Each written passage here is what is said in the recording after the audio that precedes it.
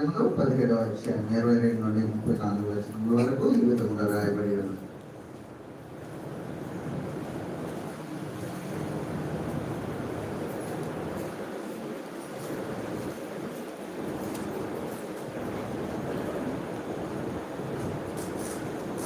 పౌలు అరయోపం పొందే నిలిచి చెప్పినదేమనగా, ఏథెన్స్ వారులారా, మీరు సమస్త విషయములలో అతి దేవతా భక్తి గలవారై ఉన్నట్టు నాకు కనపడుచున్నది. నేను సంచరించుచు మీ దేవతా ప్రతిమలను చూచుచుండగా ఒక బలిపీఠం నాకు కనపడింది. దాని మీద తెలియబడని దేవునికి అని వ్రాయబడి ఉన్నది. కాబట్టి మీరు తెలియక దేని యందు భక్తి కలిగి ఉన్నారో దానిని నేను మీకు ప్రచురపరుచున్నాను. జగత్తులో అందరి సమస్తమును నిర్మించిన దేవుడు తానే ఆకాశమునకును భూమికి ప్రభువై ఉన్నందున హస్తకృత్యములైన ఆలయములలో నివసింపడు.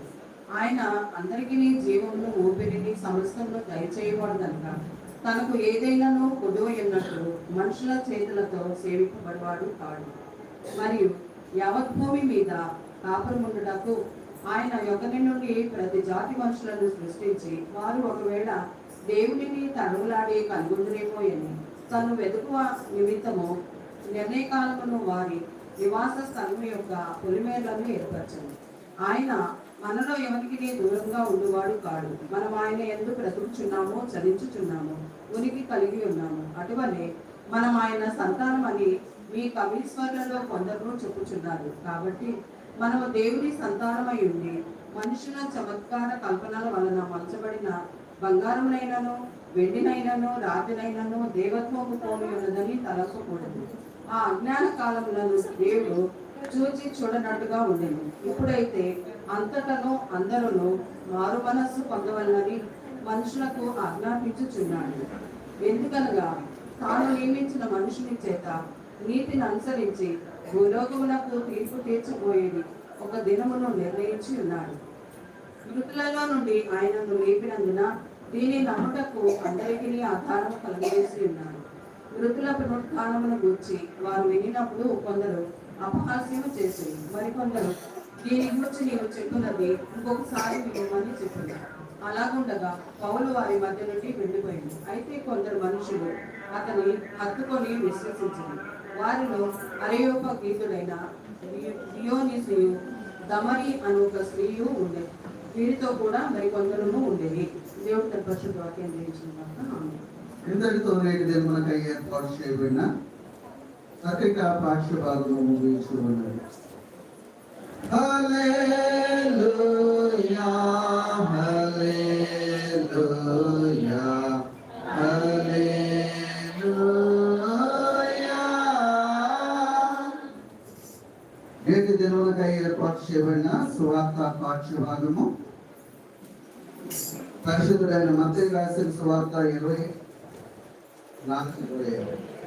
25వ అధ్యాయము 14 వచనం నుండి 30 వచనం వరకు పునర్యస్ పావని గారు వచ్చి చదివిస్తారు. ఓ ప్రభువా నీకు మహిమ కలుగును. దయచేసి అందరూ కొంచెం ముందు నిలబడి ఉన్నాం కాబట్టి కొంచెం మామూలుగా పక్షంలో పక్కన వచ్చారు.